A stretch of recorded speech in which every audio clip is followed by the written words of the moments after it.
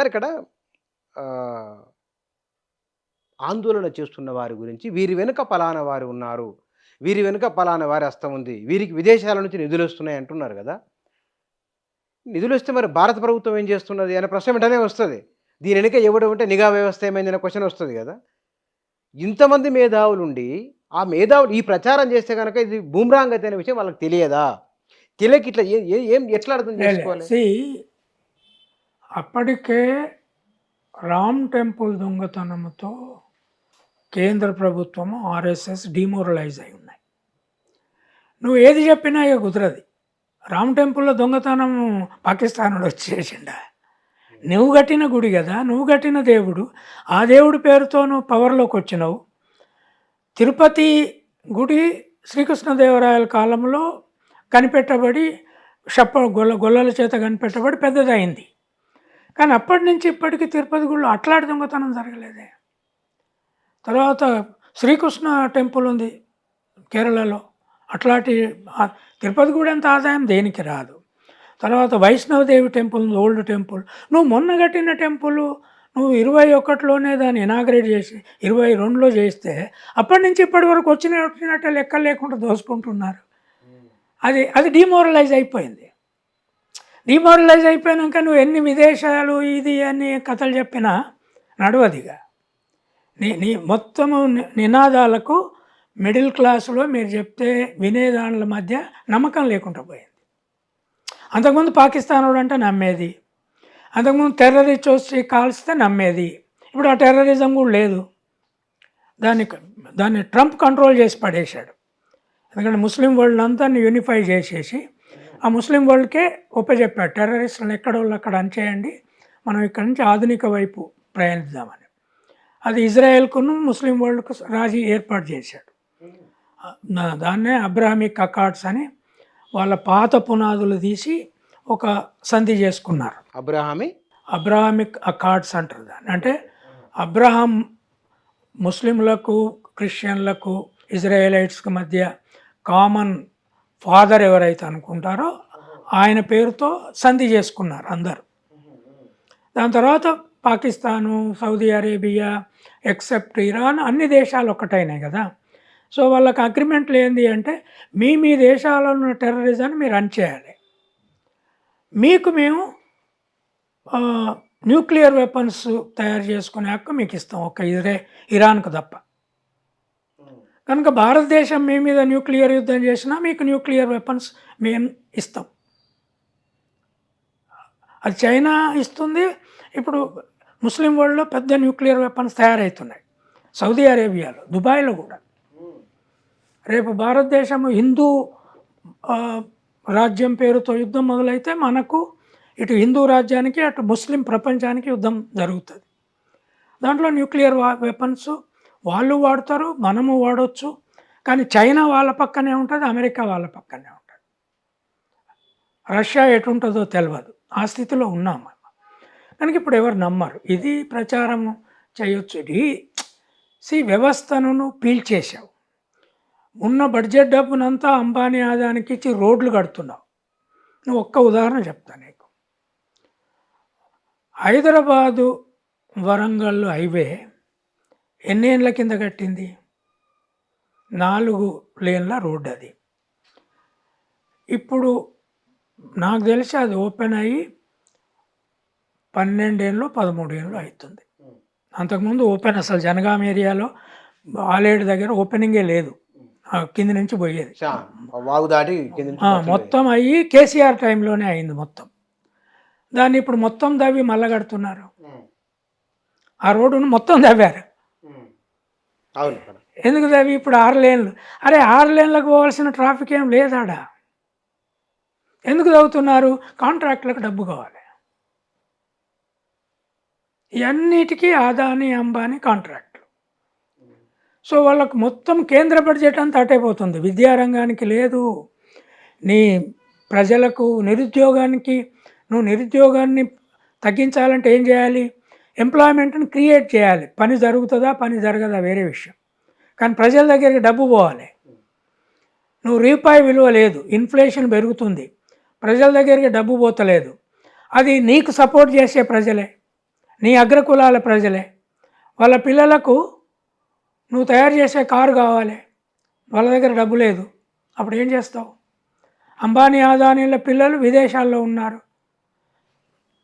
ఈ ప్రధాన్ పిల్లలు, మా డాటర్ అమెరికాలో ఉందని పెద్ద గొడవ మొదలైంది. నిర్మలా సీతారామన్ అందరు మినిస్టర్ల డాటర్లు ఎందుకు చదివిస్తున్నారు అమెరికాలో? మీరు కూడా మీ విద్యారంగం సంగం ఏమైపోయింది?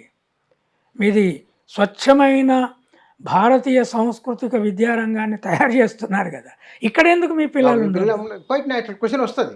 మరి మీ పిల్లలకి ఇది నేర్చుకోవాలి. సంస్కృతం గొప్ప భాష అంటున్నారు, ఇంగ్లీష్ వద్దంటున్నారు, హిందీ మొత్తం దేశ భాష. మీ పిల్లల్ని హిందీలో పెట్టి యూనివర్సిటీలో పెట్టవచ్చు కదా, ఎవడొద్దన్నాడు? మీరు వాళ్ళు తీసుకుపోయి అమెరికాలో హార్వర్డ్లో, కేంబ్రిడ్జ్లో లేదా ఇతర యూనివర్సిటీలలో, ఆక్స్ఫర్డ్లో ఎందుకు పెడుతున్నారు?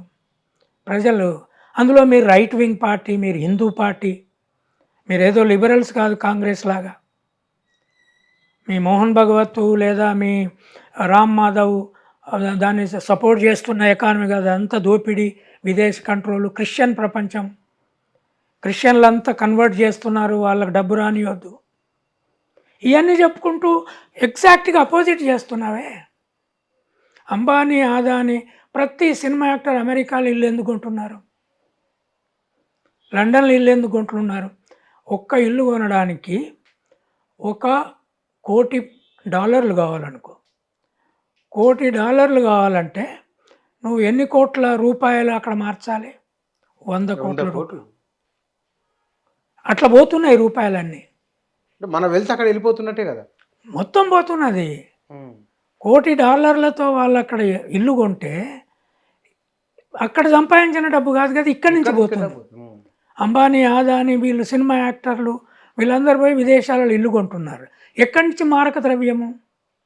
అక్కడి నుంచి డాలర్లు ఇటు వస్తలేవు, రూపాయలు అటు పోతున్నాయి. అందుకని డాలర్ లేవు ఇండియాలో. ఆయిల్ కొనడానికి లేవు, రూపాయి రేటు పెరిగిపోతుంది, డాలర్ రేటు. ఇది కొద్ది రోజులకు మొత్తం కొలాప్స్ అవుతుంది, ప్రజలకు తిండి ఉండదు. గ్రామీణ వ్యవస్థకి ఇది అర్థమవుతలేదు, కానీ మిడిల్ క్లాస్కి అర్థమైంది కదా, వాళ్ళు నీ వాళ్ళే. కానీ ఇక్కడ బీజేపీకి ఇక్కడ నుంచి బహుశా ఎట్లా ఉండవచ్చు? వారు దీన్ని ప్రాపర్‌గా డీల్ చేసుకోగలరా? లేకపోతే గనక ప్రజలకు అర్థం చేయించి మెప్పించగలరని మీరు అనుకుంటున్నారా? వాళ్ళు బాగా కాన్ఫిడెంట్‌గా ఉన్నది ఏంటి అంటే, ఎన్నికల రంగాన్ని మనం మేనేజ్ చేయగలము. అల్టిమేట్‌గా ఎన్నికల ద్వారానే ఇక్కడ ప్రభుత్వం మారాలి. అంటే నియంతృత్వం డిక్లేర్ చేయడానికి ఇక్కడి ఆర్మీ కూడా ఒప్పుకోకపోవచ్చు. సపోజ్ రేపు బీజేపీనే నియంతృత్వం డిక్లేర్ చేస్తుంది అనుకో, ఈ రాజ్యాంగాన్ని మీకు లెక్క. ఇక్కడి ఆర్మీ కూడా మిడిల్ క్లాస్తో కూడుకున్న ఆర్మీ ఆఫీసర్లు ఉన్నారు కనుక, చిన్న దేశం కాదు. వివిధ రాష్ట్రాలలో భిన్న ప్రభుత్వాలు ఉన్నాయి. దక్షిణాది రాష్ట్రాలు పెద్ద ఎత్తున తిరగబడతాయి అట్లాంటి పరిస్థితి వస్తాయి. ఈ అన్నిటి రీత్యా వాళ్ళు ఎలక్షన్ కమిషన్ ద్వారా ఇప్పుడు ఓటు మేనేజ్మెంట్ చేస్తున్నారని ప్రపంచం అంతా అర్థమైంది. ఈవీఎంలు కావచ్చు, ఎస్ఐఆర్ కావచ్చు, ఇవి. ఇప్పుడు ఉదాహరణకి నేను మొన్న ఎస్ఐఆర్ ఫామ్ నింపా. వాళ్ళు ఏమడుగుతున్నారు? 2002లో నువ్వు ఎక్కడ ఓటు వేసినావో ఆ ఓటు నంబరు, ఆ ఓటు బూత్ నంబరు, ఆ నియోజకవర్గం నంబర్ అడుగు. నువ్వు వేయకపోతే నీ ఫాదరో మదరో ఎక్కడ వేసింది. ఎందుకు అది అవసరం? 2002 ఎక్కడ? ఇవాళ నేను సిటిజన్ని. లాస్ట్ ఇయర్ ఎక్కడ వేసినావు అంటే అది వేరే విషయం. నువ్వు ఏ పోలింగ్ బూత్లో ఉన్నావు వేరే విషయం. 2002 ఎందుకు అడుగుతున్నావు? ఎక్కడ దొరుకుతుంది అందరికీ? అదే అక్యురేట్గా లేకపోతే మేము క్యాన్సిల్ చేస్తామని చేస్తున్నారు. అట్లాంటి ఫాములు పెట్టి నువ్వు తండ్రి అడగవు, తల్లి అడగవు, గార్డియన్ అంటావు, భర్త అడగవు ఆడవాళ్ళు. అసలు భర్తకు గార్డెను, స్త్రీకి ఆ గార్డెన్ భర్తనా తండ్రియా?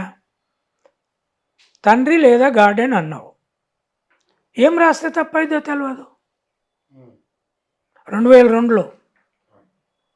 సో దీంతో మొత్తం వాళ్ళకి నచ్చని వాళ్ళందరినీ తీసేస్తున్నారు. అక్కడ కూర్చొని తప్పులు జరిగినాయని వీళ్ళు పోయి కూర్చుంటారు, ఎజెండా సెట్ చేస్తారు, వీళ్ళు కలెక్ట్ చేసినాక ఆ ఫామ్స్ వాళ్ళు ఎంట్రీ లెవెల్ ఆపేస్తారు. ఇది ఇంత పెద్ద స్ట్రాటజీ దేశానికి ఇట్లా చేసిన తర్వాత ఎన్నికల వ్యవస్థ ఎట్లా బతుకుతుంది? నువ్వేమనంటే ముస్లింలను బంగ్లాదేశ్ నుంచి, పాకిస్తాన్ నుంచి, అది కాదు సమస్య.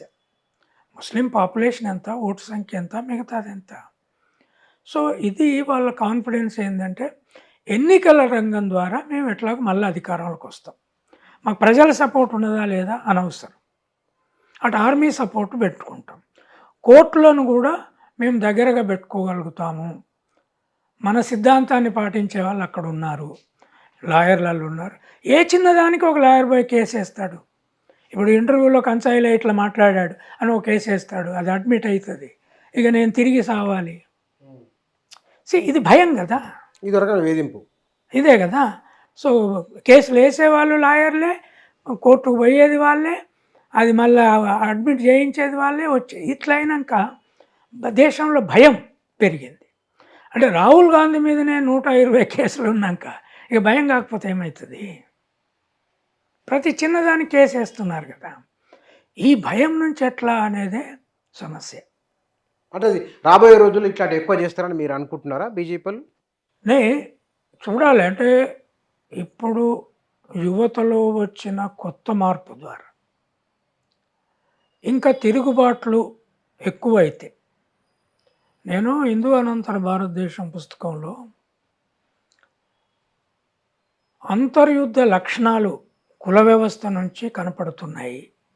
కింది కులాలకు చైతన్యం విద్య వచ్చినప్పుడు పై కులాలు వాళ్ళని అణచివేయాలని చూస్తున్నప్పుడు ఇప్పుడు వాళ్ళే ఫర్ ఎగ్జాంపుల్ మళ్ళా రిజర్వేషన్ వ్యతిరేక సంఘాన్ని ఒకదాన్ని పెడుతున్నారు. అవును, దాని మీద చర్చ జరుగుతుంది బాగా పెద్ద ఎత్తున. అది వాళ్ళే పెట్టి దానికి కూడా యాక్సెప్టెన్స్ పెట్టి ఒక ఎజిటేషన్ తయారు చేయించారు. అంటే దీని వెనుక వీళ్ళే ఉన్నారని మీరు అనేది? వాళ్ళే ఉంటారు, ఇంకెవరు ఉంటారు. రిజర్వేషన్ వ్యతిరేకంగా మొదటి నుంచి ఆర్ఎస్ఎస్, బీజేపీ, ఏబీవీపీ, కేజ్రీవాల్ అట్లా వచ్చినోడే కదా.